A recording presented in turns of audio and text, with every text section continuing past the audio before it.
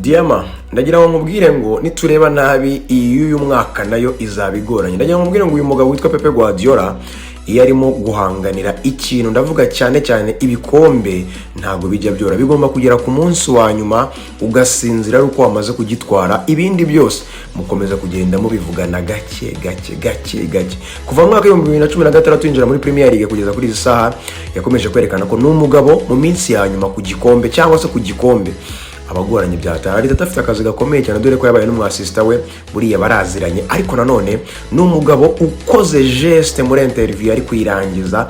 Abantu baravuga bati uyu mugabo ntago yifuza n'akadomo na gake n'akantu na gato kuko Arsenal uyu mwaka yatwara igikombe biyoroheye. N'umugabo ugira amayeri menshi cyane muri interview atanga, ariko ugasanga ntago ari korohereza adversaire.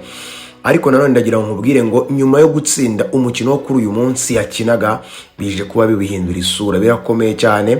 Iyi shampiyona y'uyu mwaka igomba kuzadusirwa n'umuntu uzitwara neza kugeza ku munsi wa nyuma. Basigaje 3 bose muri rusange. Ejo Arsenal izakina. Ndagira ngo nkuciremo gatoya ikindi buze kukubwira kuri cyo Lionel Messi akoze muri uyu mugoroba.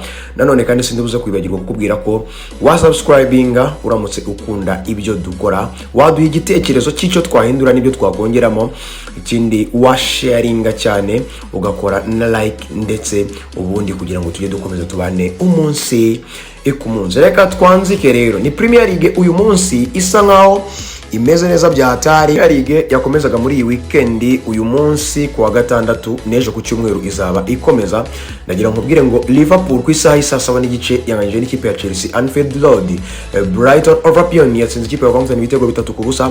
Fulham yatsinzwe n'ikipe ya Bournemouth igitego 1-0. Izo zombi zabonye amakarita y'imituku, ariko iyi Fulham niyo iyabonye ikarita y'umutuku nyuma Bournemouth rumbo yawukina nyiranatsinda. Fulham bayitsinda ifite Bournemouth ifite umutuku. Sunderland n'ikipe ya Manchester United byaje kuba binganya ubusa akubusa. Michael Carrick yongeye kuba abura igitego. Manchester City ku isaha isa 12 n'igice yaje guhana n'ikipe ya Brentford. No mukino wa City byatari kubera ko igice cya mbere cyarangiye ari ubusa akubusa. Bajya kuruhuka umukino ubona ko wagoye ikipe ya Manchester City, ariko nanone kuganirizwa neza kw'abakinnyi, kutuza cyane byaje gutuma Pepe Guardiola ku minota 30 afata Ryan Cherki na Tijani Reinders arabasohora, yinjizamo Omar Marmoush ndetse na Foden. Kuri uwo munota wa 60 wabita Jeremy Doku yahise atsinda igitego cya mbere.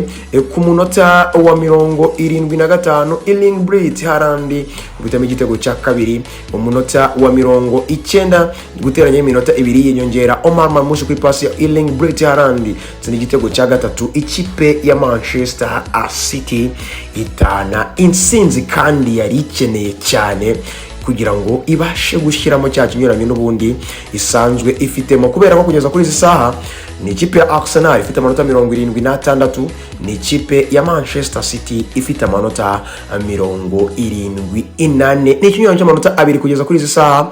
Ni ukuvuga ngo umukino urangiye ni abakinnyi ba Manchester City bagaragaje ko bagihari, bagishaka guhangana gukompeta kugeza ku munsi wa nyuma. No mu byagiye bivugwa mu interview bagiye batanga, ariko Pepe Guardiola we yatangaje abantu benshi hejuru y'amagambo yose yavuze avuga ko wari umukino wabagoye, wari umukino w'itafu, kandi wari umukino bagomba gukora. Bari babizi neza ko bagomba gutsinda kandi bazakomeza no guhangana kugeza ku munsi wa nyuma. Interview irangira Pepe Guardiola tunguye abantu, afata amaboko ayasobekeranya ayashyize hejuru, arangiza aravuga ngo West Ham ngo Iron ngo ndagushyigikiye Iron ku munsi w'ejo. Ni ukuvuga ngo Pepe Guardiola ikintu kigaragara cyo nuko ntago aremera neza ko kino gikombe cyamaze kuba kigenda. No mukino ku munsi w'ejo uzahuza ikipe ya Arsenal ndetse n'ikipe ya West Ham United. No mukino uzaba ku isaha y'isa 11:30 ukwa West Ham. Ni mukino uzaba utoroshye byatari kubera ko Arsenal igomba gukomeza gutsinda iyi mikino yayo kugira ngo nibirangira bitazaba bisubira rudubi, kubera ko uyu mwaka biragaragara ko Arsenal irifuza igikombe cya Champions kurusha indi myaka yose yanabayeho. Nubwo indi myaka byagiye biyangira, ariko uyu mwaka biragaragara ko ifite imbaraga zo kuba yagitwara, kubera kugeza kuri saa n'ibirusha ikipe ya Manchester City amanota 2 ya Pepe Guardiola. Ni ukuvuga ngo itsinze ejo West Ham yakongera gasubiza mu manota 5, ku buryo Manchester City zabisigaje imikino 3. Hazaba harimo umukino wa Aston Villa, hazaba harimo umukino wa Bournemouth ndetse n'umukino wa Crystal Palace. Arsenal izaba isigaje ikipe ya Burnley ndetse na Palace. Urumva ko ni shampiyona izaba igerereye igihe cyose ikipe ya Arsenal izabasha gukiringa umukino w'ejo. Manchester City rero umutoza wa Pep Guardiola yagaragaye cyane rwose yiyambitse umwenda wa West Ham mu buryo bwo kwerekana ikimenyetso cya West Ham kwa kuboro harimo inyunde ebyiri hama ebyiri, no ngo ni Hammers abiri asobekeranyije. Aravuga ati West Ham ndabizi ko ugomba kubidukorera ku munsi w'ejo. No kuvuga ngo kugeza kuri izi saha ni ikintu kigaragaza ko Pep Guardiola agikeneye kino gikombe hasi hejuru. Ese ibintu biri buza kurangira gute? Ni Premier League igeze ku munsi wa 35 ku ruhande rw'ikipe ya Manchester City igihangana igikombe, ariko ku ruhande rw'andi makipe nk'ikipe nka Liverpool yakinaga umunsi wa 36 n'ikipe nka za Chelsea, ariko Arsenal nayo ku munsi w'ejo izaba ikina umunsi wa 36. No kuvuga ngo rero kugeza kuri izi saha Manchester City biracyashoboka, kubera ko mu gihe cyose Arsenal yatakaza mu ndi mukino byasaba ko City itsinda imikino yayo yose isigaje ikaba yatwara igikombe. Arsenal nayo irasabwa gutsinda imikino yayo yose kugira ngo izarangize shampiyona irusha ikipe ya Manchester City amanota 2, mu gihe City nayo izabasha gutsinda imikino yayo yose.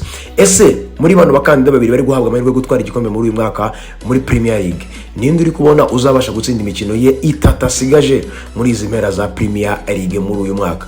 Ni Manchester City na Arsenal. Ikindi cya kabiri, ninde muntu uri kubona ufite amahirwe menshi cyane yo gutwara Premier League kugeza kuri uyu munsi nyuma yuko Manchester City itsinze Brentford ibitego 3 ku busa kandi umukino utayoroheye?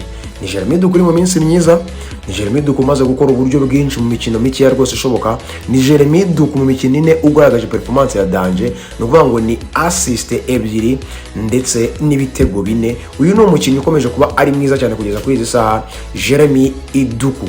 Ndagira ngo ubaze, uraza kunsubiza ni Arsenal, ni Manchester City, ni Pep Guardiola, ni Arteta, ninde uri bwirukane Premier League kugeza kuri izi saha ku mukino wa 35 ku ruhande rw'ikipe ya Manchester City na 6 ejo Arsenal irangiza kuwukina ku ruhande rw'ikipe ya Arteta ndetse na Arsenal. Ese birashoboka ko Arsenal yatwara ibikombe 2 byose yari yarabuze mu buzima bwayo? Kimwe yari imaze ubuzima bwayo bwose itagitwara ni UEFA Champions League, ikindi imaze imyaka 21 n'imisago iri kugishaka igishakisha itoroshi yara akibuze. Rero nkuko nabibabwiye ni Lionel Messi mu bihe byiza cyane. Lionel Messi kugeza kuri izi saha amaze guca agahigo muri MRC, amateka arongera arakozwe ko kuzuza uburyo bw'ibitego 100 mu gihe gitoya cyangwa se mu buryo bwihuse byatari, kubera ko kugeza kuri izi saha amaze gukina imikino 64 muri MRC, amaze gutsinda ibitego 59 ndetse atanga na assist 41. Kuri uyu munsi yatangaga assist 2 mu mukino bakinaga atsinda n'igitego, yabashije kuba yagira ibitego 907 muri kariyeri ye mu mupira w'amaguru. Ikindi ubu ngubu yujuje assist 410 kugeza kuri saha. Goal plus assist today ni uburyo ubutatu mu mukino umwe. Lionel Messi ukomeje ku breaking ama records, ukomeje ku making history, ukomeje kubisubiramo nkuko byavuzwe n'umugabo bita Fabrizio Romano. Ndagushimiye cyane, ndagusaba gukora subscribe, ndagusaba gukora share, like, ikindi duhe igitekerezo cyo twahindura kugira ngo tujye dukomeza tumenye ese twakongeramo iki, twagabanya iki. Nukunda bino bintu dukora, ndagusabye nanone kora subscribe. Ciao ciao, bye bye, hasta la vista.